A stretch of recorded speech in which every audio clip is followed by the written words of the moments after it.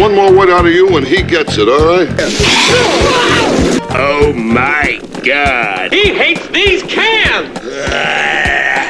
I'll cradle the balls, stroke the shaft, work the pipe, swallow the gravy. Get it over here, buddy. Let's do this.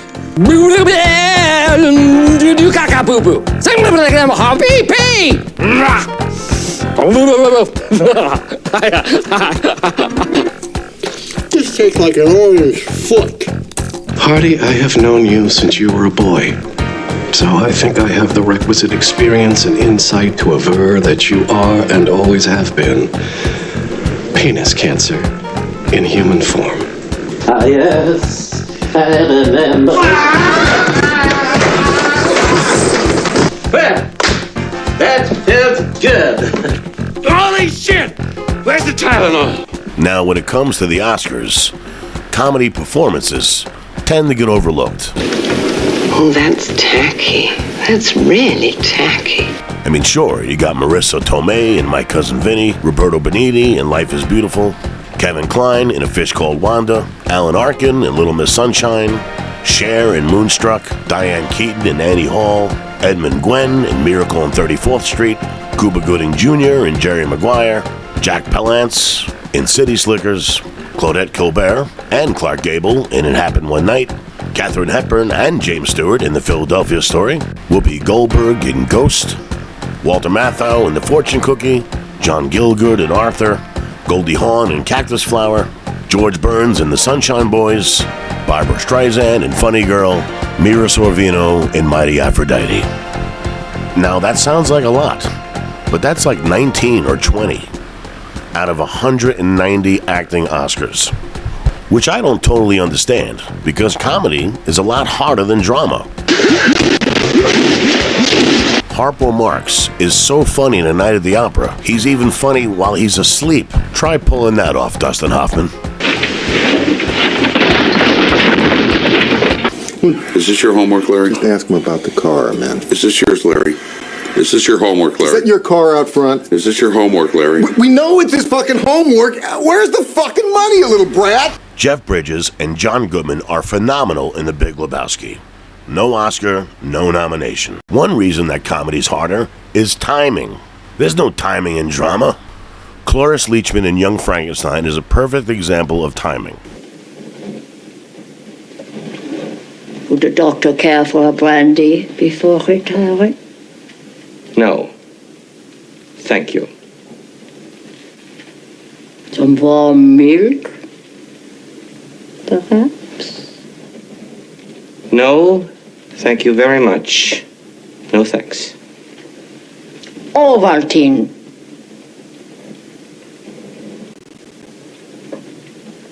Nothing. Thank you.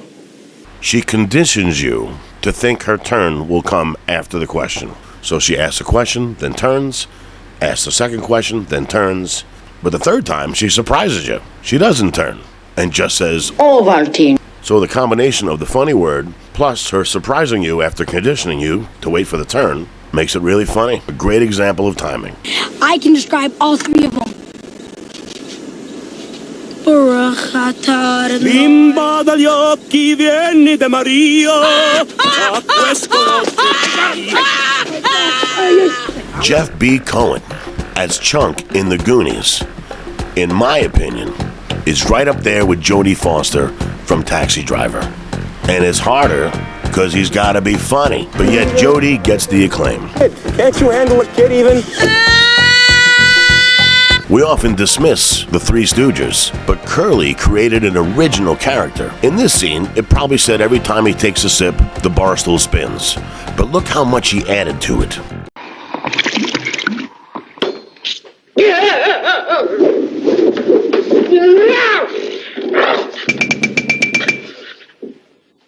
It's the things that the actors add. Look at the excitement Jack Black brings to the scene. Try this out for me, okay? Just give this a try on my count, all right? 1, 2, 3, 4. Yeah. Yes.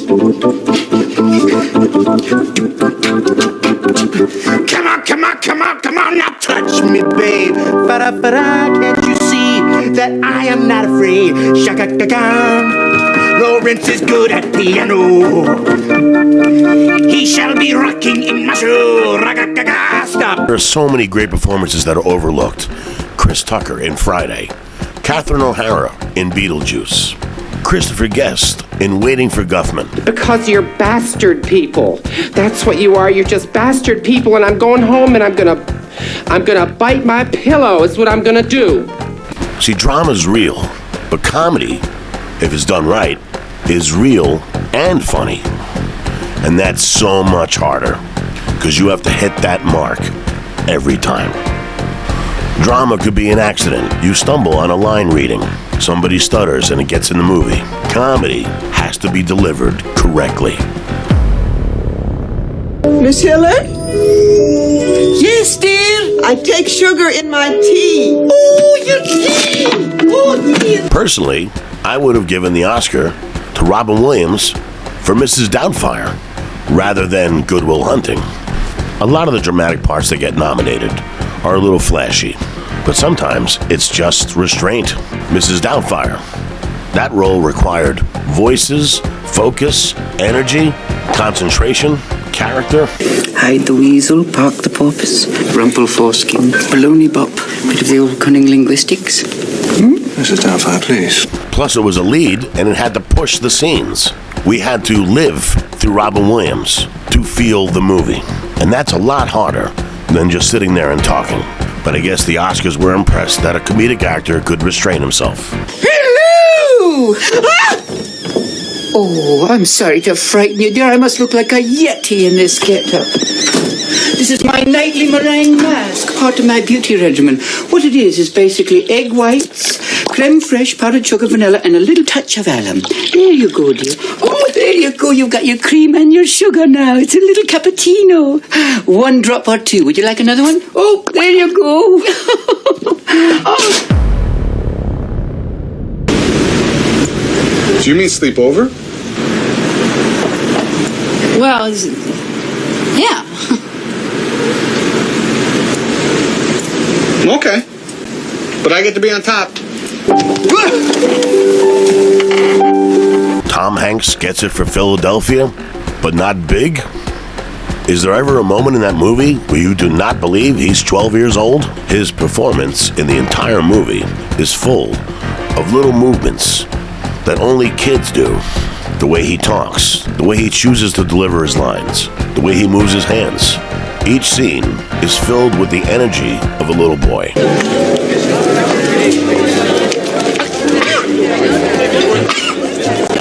Sometimes. All right? You okay? You want a glass of water? Need something to drink? Can I have a milkshake or something? And he's funny, as well as real. Same thing with Jim Carrey in The Truman Show. I think he deserved more attention for Liar Liar. Hi. Hi. New in the building? Yeah, I just moved in Monday. Oh, you like it so far? Mm-hmm. Everybody's been real nice. Well, that's because you have big jugs. I mean, your boobs are huge. I mean, I want to squeeze them. Mama! I chose this movie over his other ones because it has a lot of heart to it. But besides that, you don't not believe for a sec that he can't control these words from coming out of his mouth. Here goes. I sped. I followed too closely. I ran a stop sign. I almost hit a Chevy. I sped some more. I failed to yield at a crosswalk. I changed lanes in the intersection. I changed lanes without signaling while running a red light and speeding. Comedy is harder. It requires timing. And most of the time, it still has to remain real. Look at Mike Myers and Austin Powers. My father was a relentlessly self-improving boulangerie owner from Belgium with low-grade narcolepsy and a penchant for buggery. My mother was a 15-year-old French prostitute named Chloe with webbed feet. My father would womanize, he would drink, would make outrageous claims like he invented the question mark. Sometimes he would accuse chestnuts of being lazy. My childhood was typical. Summers in Rangoon, luge lessons. In the spring, we'd make meat helmets. When I was insolent, I was placed in a burlap bag and beaten with reeds. Pretty standard, really. At the age of 12, I received my first scribe. At the age of 14, as a roastery named Vilma, ritualistically shaved my testicles. There really is nothing like a shorn scrotum. It's breathtaking. I suggest you try it. You know, we have to stop. You believe that character exists, and yet he fills the screen with a laugh every time he's there. That's not easy. This is what I'm talking about. No, Megan. No! No! Look away! Megan, no! Look away! Oh! Melissa McCarthy in Bridesmaids. You can tell she basically improv'd 80% of it. She plays an outlandish woman, more mannish than woman. Uh-oh. Uh-oh. Somebody found a souvenir. You feel that steam heat coming? That's from my undercarriage. Okay. More assertive than most female characters. Arrogant, obnoxious, strange, masculine. She says disgusting things. What about a Pixar-themed shower? And we all come dressed as our favorite Pixar character. That, and I'll just snowball on top of that, also Fight Club. Female Fight Club. We grease up, we pull in, Lillian doesn't know, so it's, surprise, we're gonna fight. We beat the shit out of her. In the comedy world, I see these parts a lot. But in movies, you rarely see them. And underneath all that, she plays a caring woman, hidden under all that gruff. Melissa knew this was her shot, and she grabbed it with both hands. You seen any suspicious-looking characters around here? No. Do you live around here? Yeah. Think of Charles Grodin in Midnight Run. The chemistry between him and De Niro is the movie. Sure, the story's interesting. It's one of the first buddy road movies. But it's Charles Grodin giving this guy shit for an hour and a half that entertains us. Jack? What? Which further do you think we have to go? None of your fucking business. No, because, eventually I'm gonna have to go to the bathroom. Shut the fuck up. How he slowly weakens De Niro's character and opens him up. Sarcastic, needling, motor mouth, annoying, pompous. That part could have been so unlikable if played by anybody else. Are you familiar with a dish, of a potato dish, a Lyonnaise potato? It's a kind of a fried potato, but it's got like an onion in it. It's quite delicious. It really goes beautifully with steak, chops, hamburger, cheeseburger, any of your meat dishes. It's just I have enough money to buy you as much Lyonnaise potatoes as you ever. Just shut the fuck up, will you please? Meline Khan, young Frankenstein. Unlike Melissa McCarthy's character in Bridesmaids, Meline Khan plays an aggressive sexual woman, but still remains extremely feminine. She did not mind embracing the characteristics of a shallow woman. My sweet love. The hair, just instead. Sorry. I hope you like old-fashioned weddings. I prefer old-fashioned wedding night. You're incorrigible. Does that mean you love me? You bet your boots it does. Oh, my only love. Taffeta, darling. Taffeta, sweetheart. No, the dress is taffeta. It wrinkles so easily. Oh. All aboard! Oh, there's that horrid man again. Oh, hurry now, before I make a fool of myself. Ah, the nails! Oh. She had exquisite timing. Naturally funny person. She cares more about her own appearance than she does about her relationship. Watch her dodge a blown kiss so that she doesn't damage her makeup. Darling!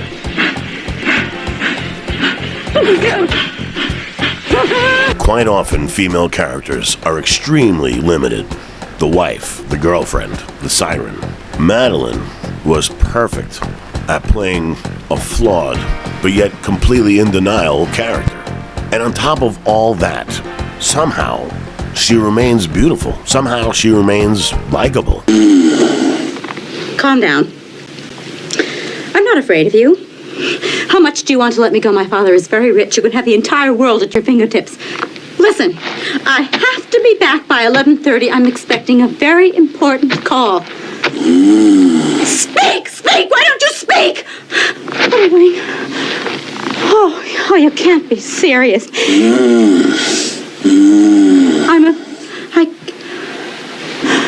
Oh my God. Woof. I'm engaged, and once he took my, but I didn't, it was never time, all the, sweet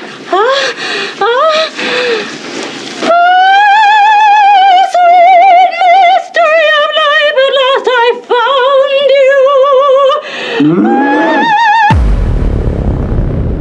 you. I mean, how funny is Richard Pryor in Stir Crazy?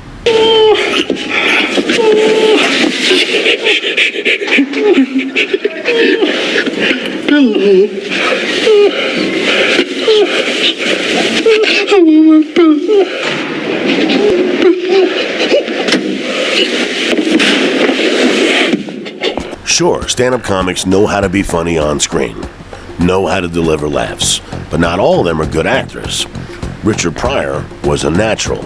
He had the ability to communicate to the audience from the stage that he was just telling a story for the first time, when really, it was probably his 300th time. Same thing applies to his on-screen acting. He knew how to be funny. He knew how to be real. What I like the most about him is that when the black culture needed to seem tough, he did not mind playing the fool once in a while. He was fucking great at it. He was great at being crass and confident, and he was great at being silly and vulnerable.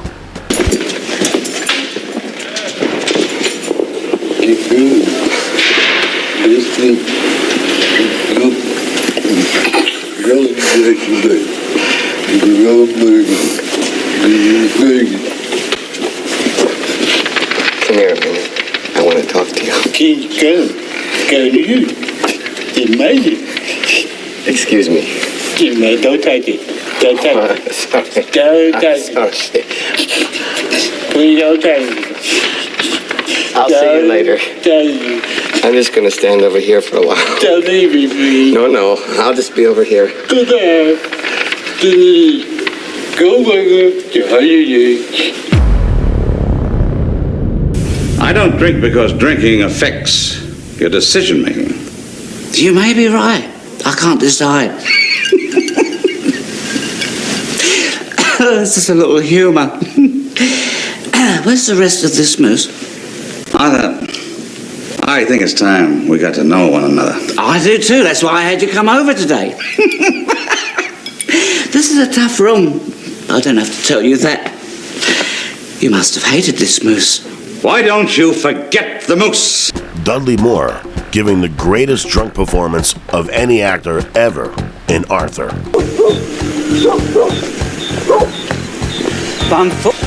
Pardon me.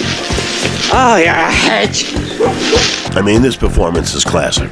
It fills the movie. It's the driving force of the movie. But his acting doesn't end there. He's great at the serious moments, the romantic moments, the sober moments. But his drunk comedic performance is a freight train that just delivers laughs, one after the other, after the other, after the other, after the other. Princess Gloria, may I introduce my aunt and uncle, Peter and Pearl Barr? How are you? Princess? Did you say Princess Arthur? Yes. There's a very small country in the West Indies. I mean, small. I see. Thank you. Yeah. It's terribly small. Tiny little country. Rhode Island could beat the crap out of it in a war. That's how small it is. It's small. Very little. It's 85 cents in a cab from one end of the country to the other. I'm talking small here. We understand it's small, Arthur. She was a bad egg. Where's she gone? Where all the other bad eggs go. Down the garbage chute. Oh, the garbage chute. Where does it lead to? To the furnace. the furnace. She misses like a sausage. Well, not necessarily. She could be stuck just inside the tube. Inside the... Hold on! Veruca! Sweetheart! Daddy's coming! There's going to be a lot of garbage today. Gene Wilder in Willy Wonka and the Chocolate Factory. Mystical, confusing, dramatic, scary, beautiful, heartwarming, funny. Please, I beg you, Augustus! My chocolate! My chocolate! My beautiful chocolate! Don't just stand there, do something! Help. Police. Murder. Push through. The suspense is terrible. He's gonna go this time. I hope it'll last. Go on, boy. I mean, mention this performance to anybody, and look at their reaction. He touched everybody with this performance. Now, you could say it was the writing, but was it really? Or was it him? How do you make them? I'm a trifle deaf in this ear. Speak a little louder next time. Those magical blue eyes, his dry wit, he could become terrifying in a split second. Not a speck of light is showing, so the danger must be growing. Are the fires of hell a-glowing? Is the grisly reaper mowing? Yes! The danger must be growing, for the rowers keep on rowing, and they're certainly not showing any signs that they are slowing. Gene Wilder, in his later years, would not leave the house because he didn't want children to see him and ruin the effect of Willy Wonka to those kids. The kindness in his acting was really him. Memo bis punitor delicatum. It's all there, black and white, clear as crystal. You stole fizzy lifting drinks. You bumped into the ceiling, which now has to be washed and sterilized, so you get nothing. You lose. Good day, sir. Eddie Murphy in The Nutty Professor. Just this scene alone. He's playing 5 characters simultaneously, having a conversation at a dinner table. I mean, have you ever seen any better acting than that? We take for granted how talented this man is. He's the Michael Jackson of comedy. To focus that hard on 5 characters. Every time you turn it on, they got somebody in there talking about lose weight, get healthy, get in shape. Get everybody looking all anorexic, talking about that's healthy. I know what healthy is. And tell you something else. I don't know why everybody trying to lose weight in the first place. Ain't everybody supposed to be the same size. We're supposed to be all different. Big, small, medium, midget. You're supposed to have all of that. I don't know what it is. Everybody want to be the same size, like that Oprah Winfrey. She gonna lose her weight. Wasn't nothing wrong with her. She was fine. Oprah was a fox. She lose all that weight. Her head look all big, skin hanging all off her, and Luther Vandross. Nigga used to be the Black Pavarotti. Lost all that weight, looking all ashy. Oprah and Luther need to keep their ass one weight, because I'm confused. Yes, I hope nothing's wrong with Oprah. She doesn't look well. Ain't nothing wrong with Oprah. I seen Oprah on Hard Copy last week with a picture of health. Got a tall, young, strong gentleman named Stedman, so handsome. He's my favorite out of all of them. Jenny Jones, Marilyn Kagan, Maury Povich, Lattimore, Leno, Montel, Ricky Lake. I like Geraldo. Mike Douglas. Oh, Mike Douglas. You know, Mike Douglas used to make me moist when I watched the show. I admit it, I would get moist when I watched the show. Only white man ever did that to me was Mike Douglas. I would like to volunteer to take this old bird out of her misery. Cletus, don't you dare say something like that about Mom. Come on, you ain't got to protect me from Cletus. Come on, Cletus. Come on. Come over here. Come on in, a short walk. Come over. Then you gonna limp back. You walk over, but you're limping back. And remember the improv you said as one character to respond as the second character. After hours of changing camera angles and lighting and makeup. I mean, that's Beethoven genius level. How did that not get an Oscar? Probably because of this. Yeah, now my corner's clean. I'm talking squeaky clean. Richard Dreyfuss in Let It Ride. Now, most of you have probably never seen this movie. And you're thinking, why not give it to him for What About Bob? All I gotta say is, watch it. First race, number 4. My God, Trotter! It's official, you won! Blurred Image, and third, number 2, Dream Roadblock. The winning time of today's first race, 1 minute 36. Times 28:40. You're rich. And the result is that official? Now official. I can't believe I didn't bet that. What wonderful people!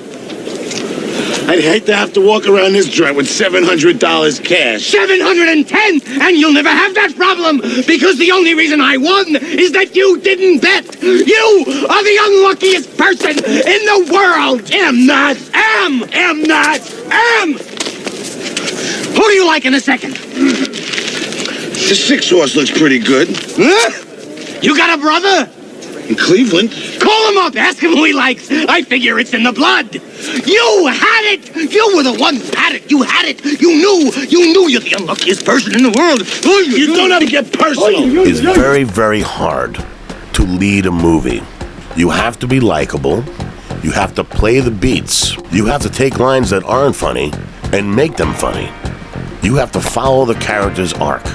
You have to let the audience live the movie through you and get frustrated so the audience feels frustrated, or get down so the audience feels down. And the whole time, he's got to be funny and real. I hate people who sneak around and bet. I knew a kid in school that covered up his answers like a real sissy. Who cares? Who cares? Waiter, more champagne. We're very busy now, sir.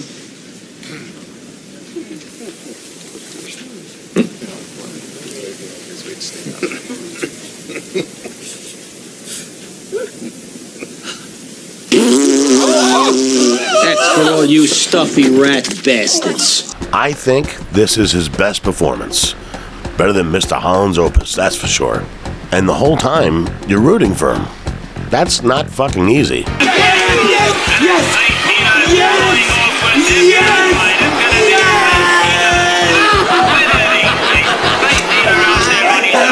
Never gonna forget this. Never.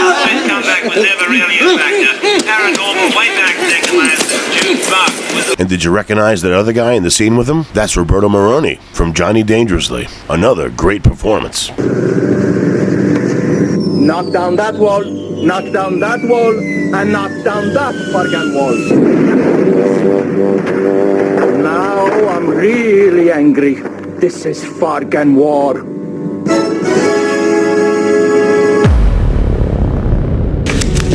Hitting awful hard, haven't you? Nonsense. I've not yet begun to defile myself. Val Kilmer in Tombstone. Is it a comedic performance? I think so. Drunk piano player. You're so drunk you can't hit nothing. In fact, you're probably seeing double. I have 2 guns. One for each of you. I mean, when you left this movie, did you think of anything else other than his performance? Val credits the writing. But look how good he is. You must be Ringo. Look, darling. Johnny Ringo. The deadliest pistolier since Wild Bill, they say. What do you think, darling? Should I hate him? You don't even know him. No, that's true, but I don't know. There's just something about him. Something around the house. I don't know. Reminds me of me. No, I'm sure of it. I hate him. He's drunk. Val Kilmer started in comedy with Real Genius and Top Secret, so he knows how to deliver a joke. But the whole time, he looks like he's really dying. His performance is the heart of the movie. And I don't mean it's the center of the movie, which it is, but it's also literally the heart.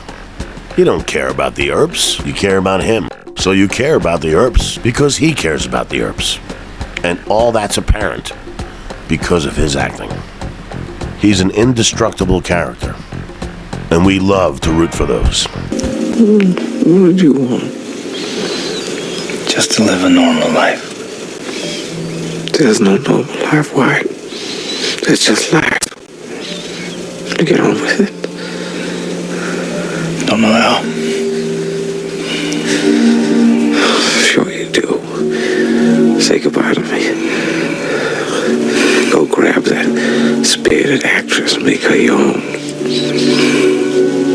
Take that beauty and run, don't look back. Live every second.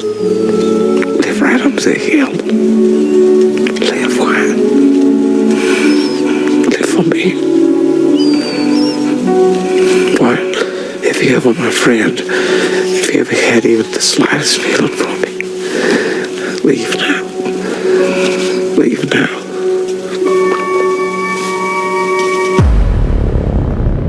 Do you speak Italian? I am Italian. Sono italiano in spirito, ma ho sposato una donna che preferisce lavorare nel giardino a far l'amore appassionato un spaglio grande. But it's such an ugly language. Jamie Lee Curtis for A Fish Called Wanda. Don't call me stupid.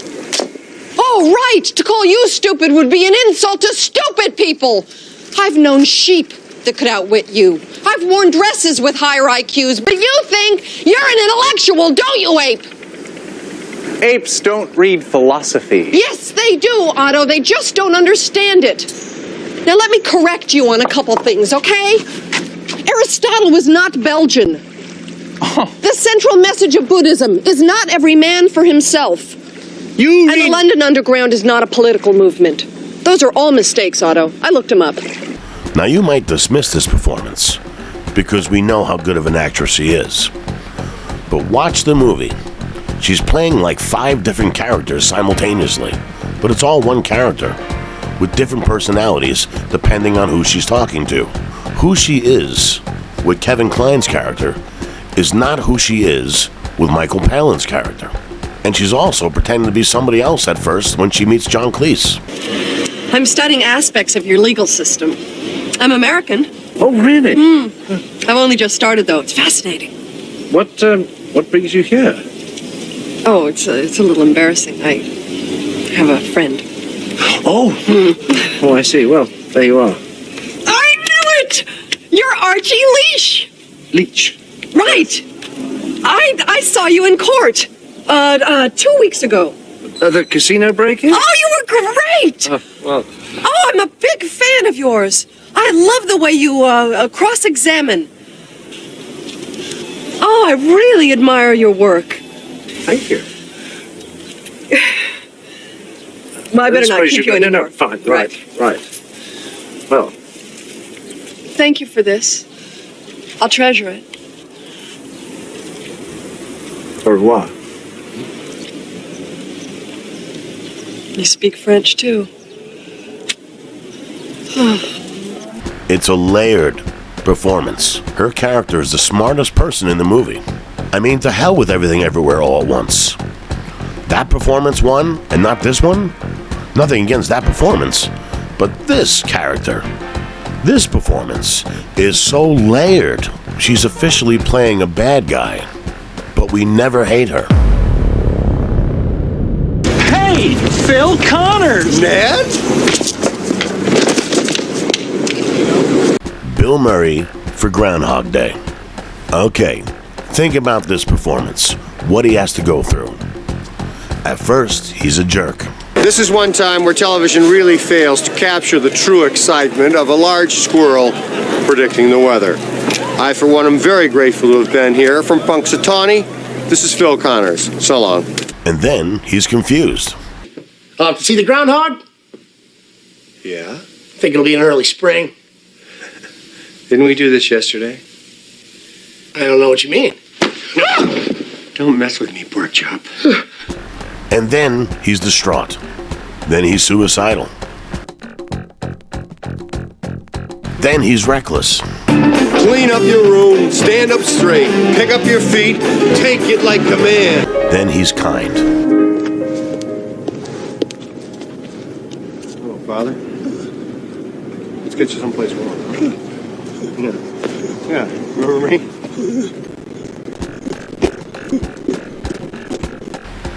Then he's romantic. I mean, Jesus Christ, what a role. He goes from being uncaring to caring. And the whole time you believe him. And the whole time you love him. And on top of everything, he nails every joke that comes his way. This is Tom. He worked in the coal mine until they closed it down. And her? It's Alice. Came over here from Ireland when she was a baby. She lived in Erie most of her life. He's right. And her? Nancy. She works in the dress shop and makes noises like a chipmunk when she gets real excited. Hey! It's true. And most importantly, like I said about Richard Dreyfuss, we live the movie through him so that we go through the experience with Bill Murray. And Bill Murray leads us through the experience flawlessly. And he got nominated for Lost in Translation. It's that big of a surprise to the Oscar committee that a comic actor could restrain himself? What about being funny and dramatic at the same time? That to me is a lot harder than restraining. You're a sucker for French poetry and rhinestones. You're very generous. You're kind to strangers and children. And when you stand in the snow, you look like an angel.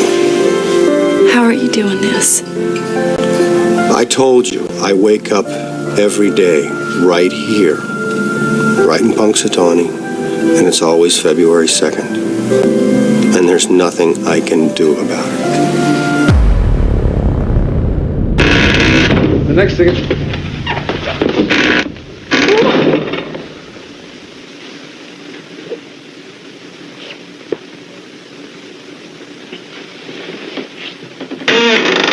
Hey, mister. Cary Grant in Arsenic and Old Lace. It's hard to believe Cary Grant never won an Oscar.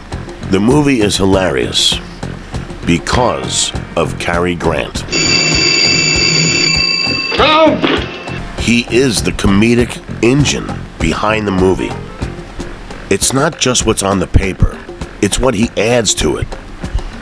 You think of early Tom Hanks movies, he's doing Cary Grant. His performance in this movie is phenomenal. So energetic, so effortlessly funny. But I know how much effort he's putting in. The next. Oh, darling, I'm not throwing you out of the house. I'm not throwing you out of the house. Will you get out of here?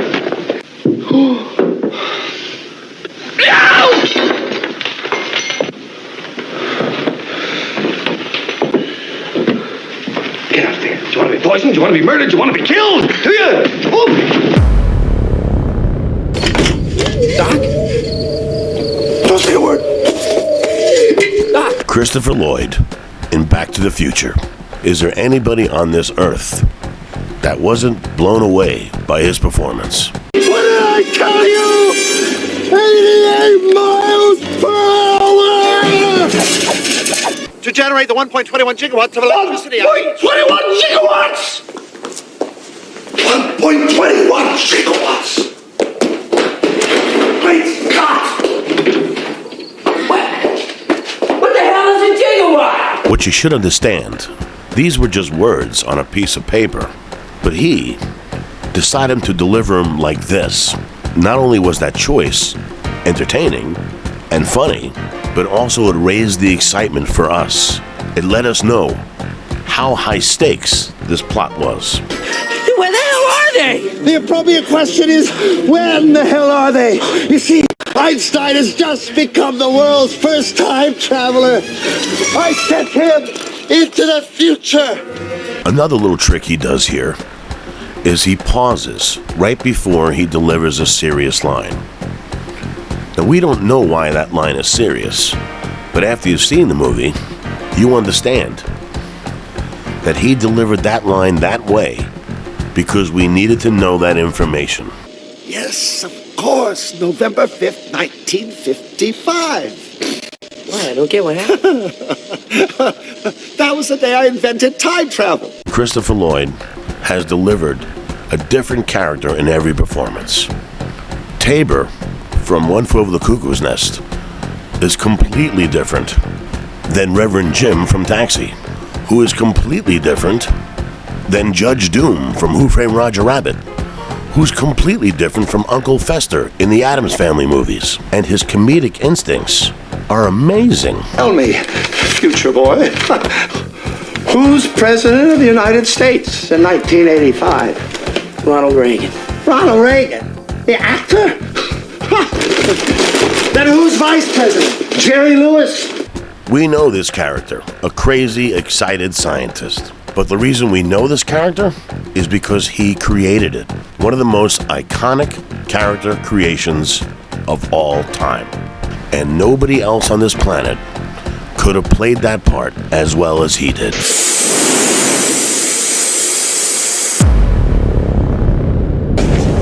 I promise I will not kill you until you reach the top. That's very comforting, but I'm afraid you'll just have to wait. I hate waiting. Mandy Patinkin in The Princess Bride.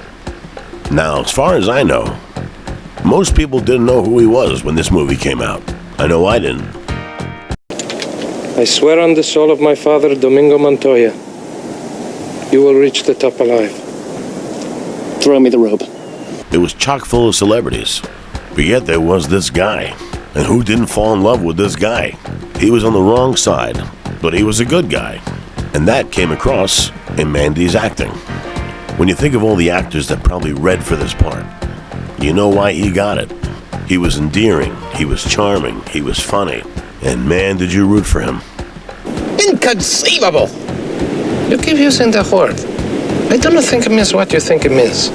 Who did not get excited by this scene? My name is Inigo Montoya. You killed my father. Prepare to die.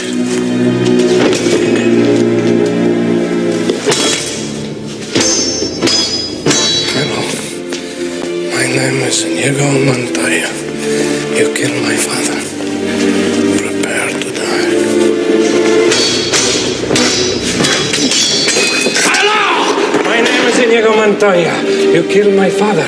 Prepare to die. Stop saying that! Oh. Hello! My name is Inigo Montoya. You killed my father. Prepare to die! No! Offer me money. Yes. Power to promise me that. All that I have and more. Please. Offer me everything I ask for. Anything you want. I want my father back, you son of a bitch.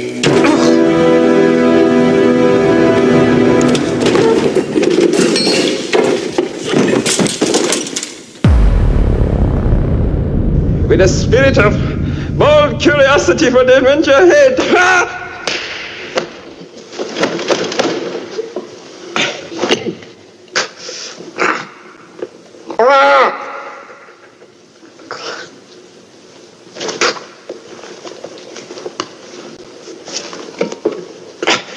Peter Sellers in Dr. Strangelove, or How I Learned to Stop Worrying and Love the Bomb.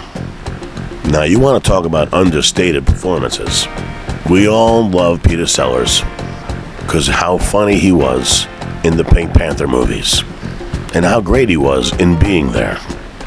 I had a hard time choosing between Being There and Dr. Strangelove, but I guess I gotta give it to Strangelove because he plays three characters who are nothing like each other, and he improv'd so much of the script. This phone call between him and the Russian Prime Minister is great. Now then, Dmitri, you know how we've always talked about the possibility of something going wrong with the bomb. The bomb, Dmitri. The hydrogen bomb. Well, now, what happened is one of our base commanders, he had a sort of, well, he went a little funny in the head. You know, just a little funny. And he went and did a silly thing. Well, I'll tell you what he did. He ordered his planes to attack your country. Well, let me finish, Dmitri. Let me finish, Dmitri. Well, listen, how do you think I feel about it? Can you imagine how I feel about it, Dmitri? Why do you think I'm calling you? Just to say hello? Of course I like to speak to you. It's like two old ladies talking. Here it is, the biggest crisis in the world's history, and the weak president is talking to another weak leader. It's phenomenally funny, and he improv'd the whole thing. It would not be difficult, my Fuhrer. Nuclear reactors could... I'm sorry, Mr. President. And then there's the Strangelove character. You know he ad-libbed a lot of this. While he's talking about how to decide who lives and who dies, the Nazi side is trying to get out. He looks for his little calculator to figure out the radiation, but his Nazi hand already has it. And then he can't get it out of his Nazi hand. And then the Nazi hand salutes. He's fighting to keep his true identity a secret. I've never seen a comedic performance this brilliant before. Stanley Kubrick was a genius, but even he said the one person he was really jealous of was Peter Sellers. Sir, I have a plan. Monsieur has been locked! Hey! Hey! Hey, what's going on? Some joker wants to race. Don't race. That's ridiculous. All right, come on. Let's go. Let's go. Put your window down! You want something? He's probably drunk. You're going the wrong way! What? You're going the wrong way! He says we're going the wrong way. Oh, he's drunk. How would he know where we're going? Yeah, how would he know? Thank you. Thanks a lot. Terrific. Thank you. What a moron. You're going in the wrong direction! You're going to kill somebody!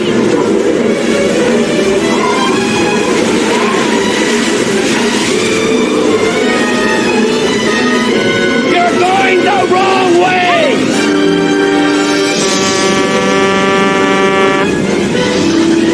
What? Why?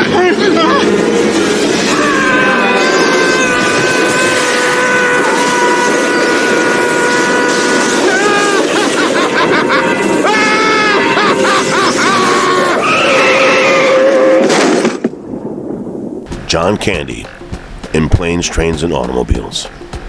Has there ever been a more likable actor in history than John Candy? Here he is playing an annoying guy, but yet we still love him. He's vulnerable, he's a chatterbox, he's needy, he's annoying, but so damn likable. You just want to hug him. John Candy was a phenomenal comedic actor, but he was also a phenomenal dramatic actor. You want to hurt me? Go right ahead if it makes you feel any better. I'm an easy target. Yeah, you're right. I talk too much. I also listen too much. I could be a cold-hearted cynic like you. But I don't like to hurt people's feelings. Well, you think what you want about me. I'm not changing. I like me. My wife likes me. My customers like me. Because I'm the real article. What you see is what you get. Every time he played a silly character, he was 100% real. I'm assuming you've seen it. The first time you see it, you don't know his wife is dead. So when Steve Martin says to him, At the very least, the absolute minimum, you've got a woman you love to grow old with, right? you could take John Candy's look there as, yeah, you're right. But the second time you see the movie, when you know his wife is dead, and Steve Martin says, At the very least, the absolute minimum, you've got a woman you love to grow old with. You can see the pain in his eyes. That is amazing acting. That you didn't pick up on it the first time. It's my favorite comedic performance of all time. And I think if you close your eyes and think, you probably would agree. So there you have it. My top and favorite Oscar snubbed comedic performances. I know I left out a lot. There's just too many. I couldn't include everybody. Thank you for watching. Like the video, follow my channel, leave a comment, and don't forget, wipe your ass.